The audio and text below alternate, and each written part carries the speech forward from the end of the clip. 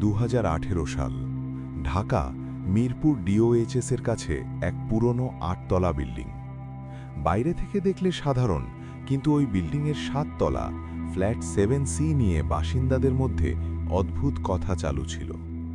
বলা হতো ওই ফ্ল্যাটে কেউ বেশি দিন থাকে না, কারণ যারা উঠেছে তারা 1 মাসের মধ্যে চলে গেছে। রায়হান ঢাকা ইউনিভার্সিটির স্টুডেন্ট, শান্ত যুক্তিবাদী ছেলে।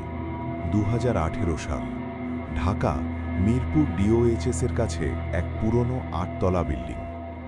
বাইরে থেকে দেখলে সাধারণ, কিন্তু ওই বিল্ডিংয়ের 7 তলা ফ্ল্যাট 7C নিয়ে বাসিন্দাদের মধ্যে অদ্ভুত কথা চালু ছিল। বলা হতো ওই ফ্ল্যাটে কেউ বেশি দিন থাকে না, কারণ যারা উঠেছে তারা 1 মাসের মধ্যে চলে গেছে। রায়হান ঢাকা ইউনিভার্সিটির স্টুডেন্ট, শান্ত যুক্তিবাদী ছেলে। ভূতটুত বিশ্বাস করে না। কম ভাড়া পেয়ে সে 7C ফ্ল্যাট ভাড়া নিল। প্রথম দিনেই সে খেয়াল করল ফ্ল্যাটে ঢুকে একটা ঠান্ডা গন্ধ। ড্রয়িং রুমের এক কোণ সবসময় একটু অন্ধকার, আর বেডরুমের আয়নায় নিজের মুখ কিছুটা বিকৃত দেখায়। সে ভাবল পুরনো বাসা, লাইটিং প্রবলেম। রাত 2:17 হঠাৎ কিচেন থেকে থালা পড়ার শব্দ। রায়হান উঠে গেল। কিচেনে গিয়ে দেখে সব ঠিক, কিছুই পড়ে নাই। ফিরে আসার সময় সে শুনল ধীরে ধীরে কারো হাঁটার শব্দ। টপ টপ টপ, কিন্তু মেঝে খালি।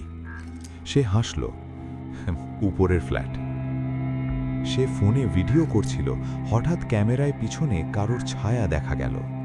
পিছনে ঘুরে কেউ নেই, কিন্তু ভিডিওতে স্পষ্ট বেডরুমের দরজার পাশে একজন দাঁড়িয়েছিল, লম্বা চুল, মাথা নিচু। পরদিন রায়হান লিফটম্যানকে জিজ্ঞেস করল। লোকটা চুপ করে বলল, ভাই, ওই ফ্ল্যাটে এক মেয়ে থাকত 3 বছর আগে। সে নাকি একা থাকত। একদিন দরজা ভেঙে দেখা যায় সে আয়নার সামনে দাঁড়িয়েছিল, কিন্তু সে তখন 2 দিন আগে মারা গেছে। রাত 3টে, রায়হান ঘুমাচ্ছে। হঠাৎ মনে হলো কেউ তার কানের কাছে ফিসফিস করছে, তুমি আয়নায় কেন তাকাও না? সে চোখ খুলল, দেখল তার বিছানার সামনে একজন দাঁড়িয়ে, লম্বা চুল, মুখ ঢেকে, হাত উল্টো দিকে বাঁকা, মাথা কাঁপছে অস্বাভাবিকভাবে। ধীরে ধীরে সে আয়নার দিকে ইশারা করল। রায়হান আয়নায় তাকালো। আয়নায় সে একা দাঁড়িয়ে নেই, তার পিছনে ওই মেয়েটা হাসছে, কিন্তু বাস্তবে ঘুরে দেখলে কেউ না। পরদিন সকালে প্রতিবেশীরা দেখে 7C ফ্ল্যাটের দরজা খোলা। ভিতরে রায়হান অজ্ঞান।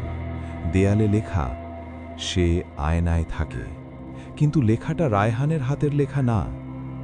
সে ওই দিনই ফ্ল্যাট ছাড়ে। আজও ওই ফ্ল্যাট খালি। রাত হলে জানালায় একটা মেয়ের ছায়া দাঁড়িয়ে থাকতে দেখা যায় বলে অনেকে। রায়হান ফ্ল্যাট ছাড়ার পর সে নাকি একদম স্বাভাবিক ছিল না। বন্ধুরা বলে সে কথা বলার সময় মাঝে মাঝে হঠাৎ থেমে আয়নার দিকে তাকিয়ে থাকত।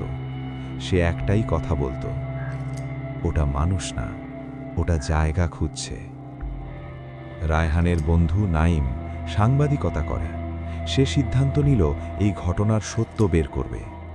সে বিল্ডিংয়ে গিয়ে পুরনো কেয়ারটেকারকে পায়। লোকটা বলল, ফ্ল্যাট 7Cর আগের ভাড়াটিয়া মেয়েটার নাম ছিল সাদিয়া। সে আয়নার সামনে বসে ঘন্টার পর ঘন্টা থাকত। বলতো আয়নায় নাকি অন্য রুম দেখা যায়। নাইম বিল্ডিংয়ের এক পুরনো বাসিন্দার সাথে কথা বলে। তিনি বললেন, শেষ রাতটায় ওপরে জোরে জোরে হাঁটার শব্দ হচ্ছিল, কিন্তু ফ্ল্যাটে সাদিয়া একাই ছিল। রাত 3টের দিকে একটা চিৎকার, তারপর নীরবতা। দরজা ভাঙার পর সাদিয়া দাঁড়িয়ে আয়নার সামনে, কিন্তু তার চোখ খোলা, মুখে হালকা হাসি, শরীর ঠান্ডা। ডাক্তার বলেছিল সে 2 দিন আগে মারা গেছে। নাইম রাতে লুকিয়ে 7C ফ্ল্যাটে ঢোকে। সে ক্যামেরা সেট করে আয়নার সামনে। রাত 2:56।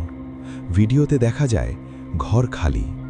হঠাৎ আয়নার ভিতরে ঘরের মতো আরেকটা ঘর দেখা যায়। সেখানে আলো কম, আর একটা মেয়ে দাঁড়িয়ে, লম্বা চুল। আয়নার ভিতর থেকে হাত তোলে। কিন্তু আসল ঘরে কেউ নেই। ভিডিওর শেষে দেখা যায় আয়নার ভিতরের মেয়েটা ধীরে ধীরে কাছে আসে, তারপর স্ক্রিন ঝাপসা। তারপর ক্যামেরায় দেখা যায় নাইম দাঁড়িয়ে আয়নার দিকে তাকিয়ে আছে, কিন্তু রেকর্ড অনুযায়ী তখন নাইম বাসার বাইরে ছিল। নাইম ভিডিও দেখাতে গেলে রায়হান কাঁপতে কাঁপতে বলল, ওরা আয়না থেকে বেরোয় না, ওরা মানুষকে টেনে নেয় ভিতরে, আর তারপর আয়নার ভিতরের লোকটাই বাইরে থাকে। বিল্ডিংয়ের 7 তলায় রাতে কেউ গেলে লিফটের আয়নায় নিজের পিছনে আরেকজন দেখা যায়, কিন্তু ঘুরে তাকালে কেউ না। আর 7C ফ্ল্যাটের আয়না আজও কাপড় দিয়ে ঢাকা, কারণ কেয়ারটেকার বলে ঢাকা খুললে কেউ না কেউ হারায়। নাইম ভিডিও দেখার পর আর আগের মতো ছিল না। সে শুধু বলতো, ওরা শুধু ডাকছে না, ওরা বদল করছে। রায়হান তখন একদম চুপচাপ, ঘুমের মধ্যে কথা বলে, ওপাশে আলো কম, কিন্তু মানুষ আছে। নাইম ঠিক করল আজ রাতেই শেষবার 7C ফ্ল্যাটে যাবে, সাথে ছোট ক্যামেরা, ভয়েস রেকর্ডার। রাত 2:44, ফ্ল্যাট অন্ধকার, শুধু আয়নার সামনে হালকা রাস্তার আলো। সে ক্যামেরা অন করে দাঁড়ায়। হঠাৎ ঘরের তাপমাত্রা কমে যায়, শ্বাস নিলে ধোঁয়া বের হচ্ছে। আয়নায় প্রথমে নিজের প্রতিচ্ছবি, তারপর ধীরে ধীরে ঘরটা বদলাতে থাকে। আয়নার ভেতরে দেখা যায় একই ফ্ল্যাট, কিন্তু পুরনো। দেয়ালে দাগ, ছাদ ভাঙা, আর কোণায় দাঁড়িয়ে সাদিয়া। কিন্তু সে নড়ে না, চোখ পলক ফেলে না। হঠাৎ আয়নার ভেতরের সাদিয়া মুখ তোলে। ক্যামেরায় পরিষ্কার রেকর্ড হয়। তার মুখ নড়ে না, কিন্তু শব্দ শোনা যায়। আমরা আয়নায় থাকি না, আমরা অপেক্ষা করি জায়গা বদলের জন্য। নাইমের পিছনে শব্দ। সে ঘুরে তাকায়, কেউ নেই।